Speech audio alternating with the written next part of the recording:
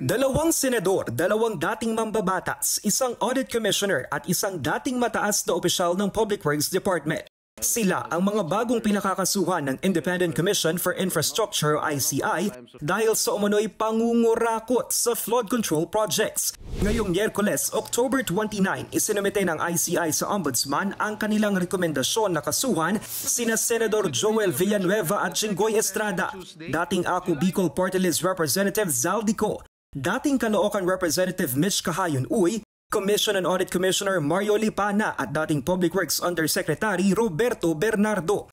Ayon sa komisyon, direct at indirect bribery o panunuhol at corruption of public officers ang posibleng paglabag sa batas ni Bernardo.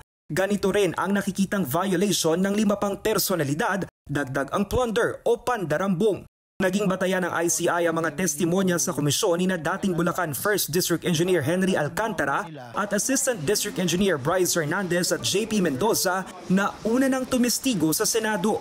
Gaya ng naisiwalat sa Senado, lumabas sa investigasyon ng ICI na nagsabwatan ang mga mambabatas, ilang tauhan ng DPWH at contractors sa pagbubulsa ng pondo. Nagbibigay na raw ng advance payment ang mga kontraktor para siguradong makakuha ng proyekto at dinadaan sa DPWH officials ang bayad.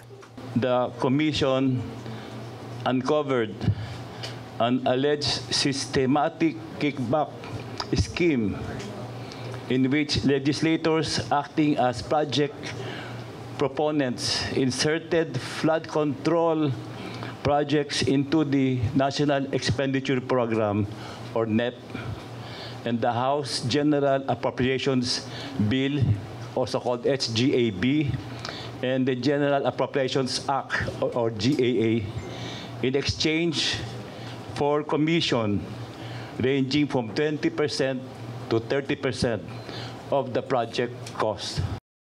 Ayon kay ICI Chairman Andres Reyes, ang sistema ng kickback ang punot dulo ng mga mababang kalidad na proyekto.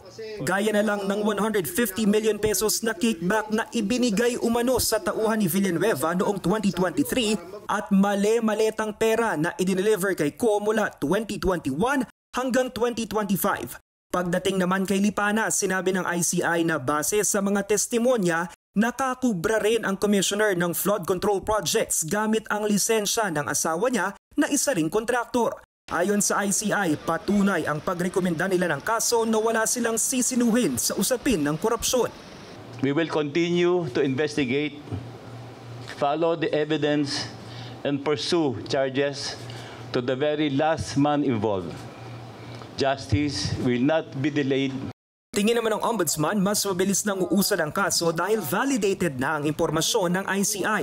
Ani Ombudsman Boying Rimulya, posibleng makapaghain sila ng kaso sa Sandigan Bayan on or before November 25. Aniya kasama rito ang unang isinumite ng Justice Department at ang bagong rekomendasyon ng ICI. Dagdag niya, may mataas na opisyal na ring makakasuhan pero hindi niya ito pinangalanan.